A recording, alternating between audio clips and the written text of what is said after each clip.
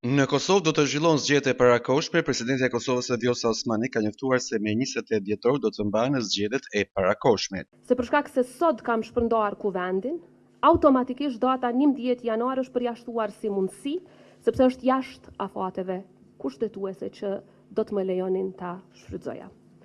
Sa i përket datës 4 janar, jemi njoftuar që nëse zgjedhjet mbahen në janar, sipas legjislacionit në fuqi dhe me që nuk kemi tashmë buxhet të miratuar për vitin e ardhshëm, atëherë KQZ-s do t'i lejohej sipas ligjit të përdor vetëm 1/12 e buxhetit të saj, që i bjen maksimum diku rreth 1 milion apo 1.5 milion. Përderisa për këto zgjedhje është kalkuluar që mesatarisht do të kushtojnë rreth 8 milion.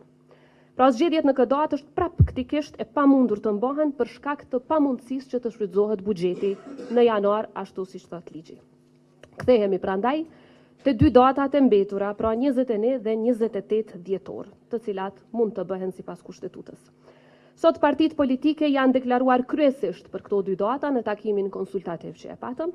8 parti sot janë deklaruar për datën 28 dhjetor.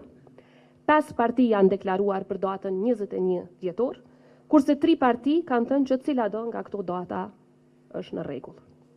Ju njoftoj se gjatë kësaj periudhe kam qenë po ashtu në kontakt me kryetarin e KQZ-s 3 herë dhe kemi analizuar procesin e papërfunduar të zgjedhjeve lokale, si dhe procedurat që na presin për organizimin e zgjedhjeve nacionale.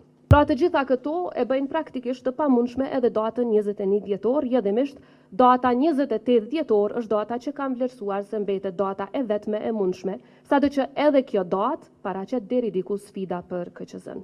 Presidenti Vjosa Osmani e shpërndau parlamentin pas një takimi të zhvilluar me krejt e partive politike, pasi lëvizja vendose dështoi të votobesonte kabinetin e dytë të mandatuar.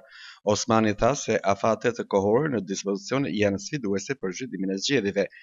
2 ditë më parë, Kuvendi i Kosovës nuk votoi në favor të formimit të qeverisë me kryeministër Glauka Konjufcën. Kosova është me qeverinë në detyrë në mungesë të një ekzekutivi të ri pas zgjedhjeve parlamentare të 9 shkurtit.